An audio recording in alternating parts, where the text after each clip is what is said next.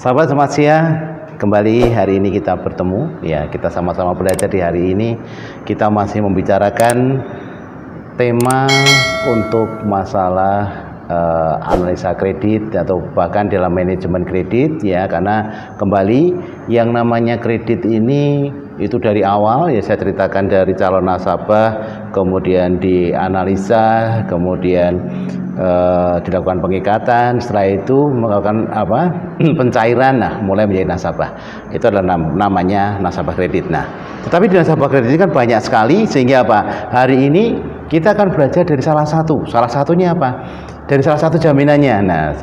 Jaminan itu apa aja, atau bahkan mungkin kalau kita bicara saya punya jaminan seperti ini, kira-kira pinjaman saya akan dikasih berapa.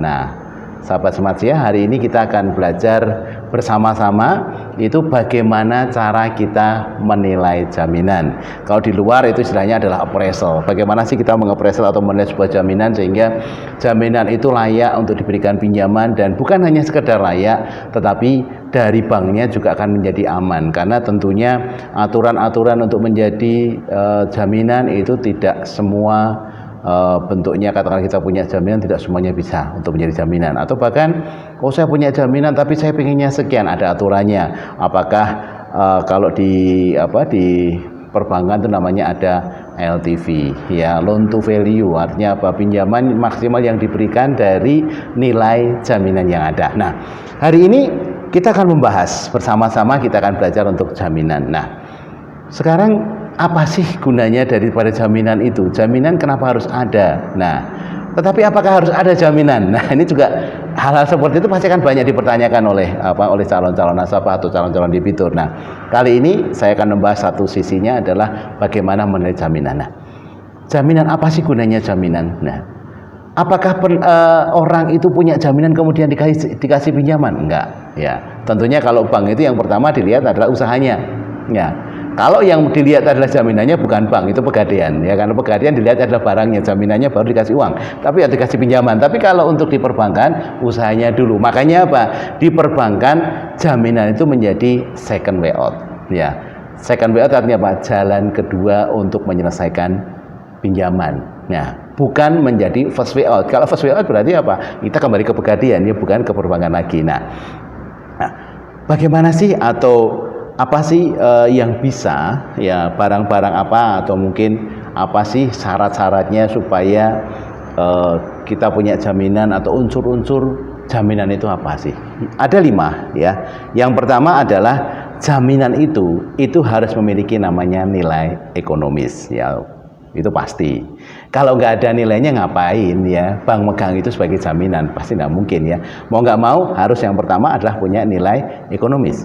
Yang kedua diminati oleh banyak orang. Kenapa? Tadi kan saya sebutkan bahwa yang namanya jaminan adalah menjadi second way out. Ya, kalau first way out-nya apa sih? First way out-nya adalah usahanya. Kalau usahanya sudah betul-betul tidak mampu untuk membayar, ya istilahnya untuk mengangsur pinjaman itu nggak bisa, makanya lakukannya namanya second way out dari si jaminan. Kalau jaminan itu tidak banyak atau tidak ada orang yang mau, ya buat apa? Ya, pertama harus punya nilai ekonomis, yang kedua jaminannya itu harus diminati oleh banyak orang, sehingga pada saat di listing untuk dijual itu ya, untuk penyelesaian ya saya bilang itu bisa langsung bisa liquid, bisa terbayarkan, sehingga banknya juga aman ya. Yang ketiga Yang ketiga adalah memiliki legalitas kepemilikan. Jadi kalau mereka tidak legal, artinya sebenarnya dia bukan pemilik ya, tentunya nggak mungkin ya, nggak mungkin untuk diberikan sebagai jaminan, atau itu bank mau menerima itu sebagai jaminan. Karena nanti ujungnya ada tuntutan hukum ya. Jadi yang pertama tadi harus memiliki nilai ekonomis, yang kedua harus diminati oleh banyak orang, dan yang ketiga memiliki legalitas kepemilikan. Itu yang ketiga. Kita masih punya 2 poin lagi. Yang poin keempat adalah dapat diikat secara hukum sebagai jaminan.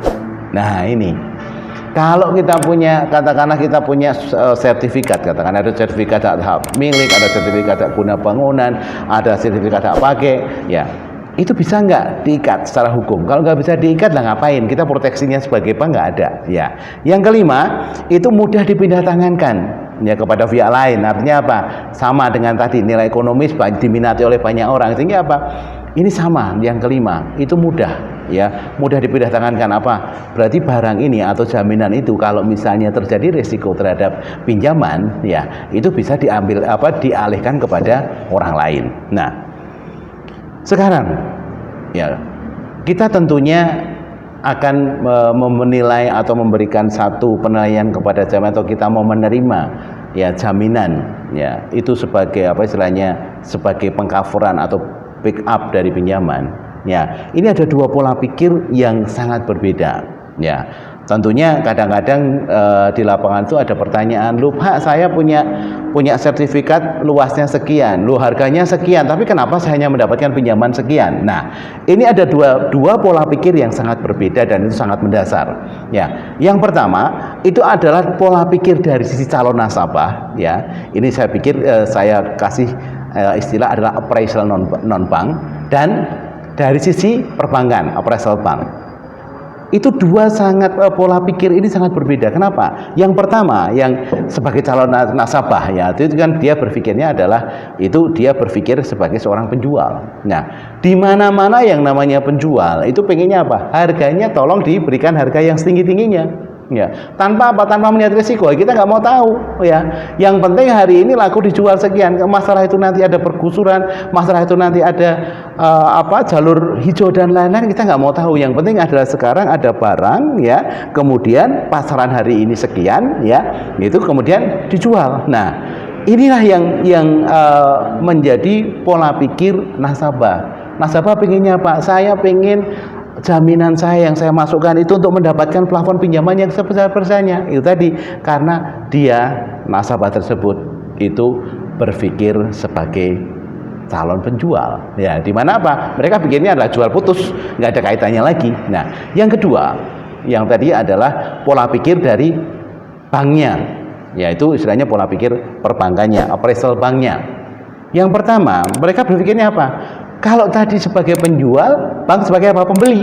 Nah, kalau sebagai pembeli, orang mau beli, itu pasti berpikir, loh, ini ada nggak risiko yang akan muncul di kemudian hari? Kalau saya beli sekarang, kira-kira ada nggak kebijakan pemerintah yang menyebabkan tanah ini menjadi naik atau menjadi turun? Ya, karena apa? Karena bank ini akan menerima ya jaminan ini, ya, itu sebagai backup dari pinjaman. Sementara pinjamannya itu ada jangka waktu. Ada yang 1 tahun, ada yang 2 tahun, ada yang 3 tahun, bahkan KPR ada bisa sampai dengan 10 tahun. Nah, jangka waktu inilah yang akan membuka atau akan muncul yang namanya risiko. Risiko akan muncul. Makanya apa? Bank berpikir sebagai apa? Pembeli, dia akan berpikir bagaimana nanti selama 10 tahun dia akan menerima jaminan ini sebagai backup pinjaman, kira-kira ada nggak risiko yang akan muncul. Nah, itulah dari sudut pandang perbankannya. Jadi dua pola pikir, nasabah berpikir sebagai pembeli, nasabah sebagai penjual, kemudian bank sebagai pembeli. Ini pola pikir yang berbeda, tapi tentunya ya bank akan melakukan sesuatu yang bicaranya adalah risikonya bagaimana ke depan. Nah, di sini bicaranya apa? Bicaranya adalah risiko kredit yang akan muncul. Nah, makanya benar-benar hari ini kita bahas ini. Ya, jangan sampai nanti kita menilai jaminan itu menjadi salah. Nah, kemudian bagaimana cara kita menilai jaminan? Karena jaminan itu ada yang fixed asset, ya, ada yang barang bergerak. Ya, fixed asset itu bisa bentuknya adalah tanah, bisa mungkin tanah dan bangunan, bisa mungkin lahan pertanian, ya, itu yang fixed asset.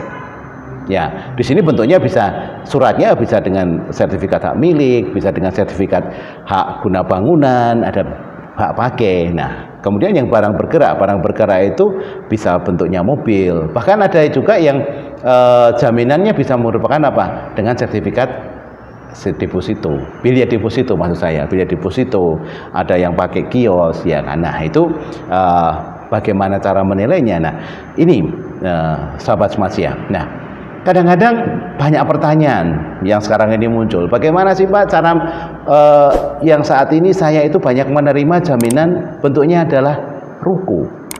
Itu bisa kita contoh katakanlah bisa dengan menggunakan berdasarkan NJOP penilaiannya, atau mungkin kita bisa menggunakan dengan harga pasaran. Harga pasaran itu maksudnya apa? Harga pasaran itu kira-kira atau bahkan dalam waktu yang dekat kemarin itu pernah kejadian transaksi di sini ada berapa, itu namanya harga pasaran.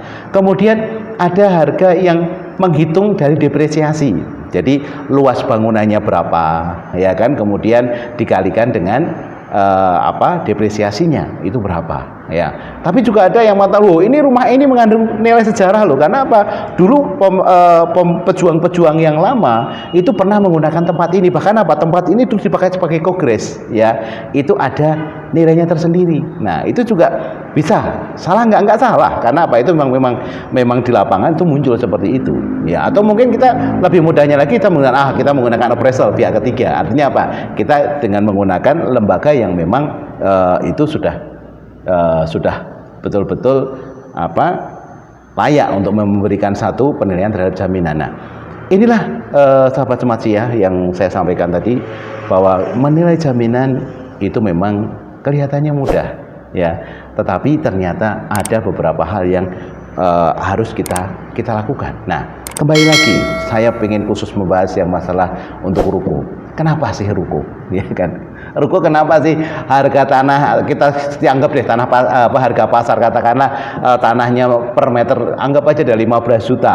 Padahal luas kiosnya mungkin hanya 2 kali atau 4 kali 5 meter, tapi kenapa harganya bisa sampai ratusan juta? Nah, ini pendekatannya bukan menggunakan pendekatan itu, karena pendekatannya adalah menggunakan pendekatan investasi. Bagaimana caranya untuk mendapatkan ini? Nah, ini sahabat Sematsia, tunggu ikuti training-training yang ada di Sematsia. Jangan lupa like, subscribe, dan jangan lupa komen-komen atas training-training yang ada di Sematsia.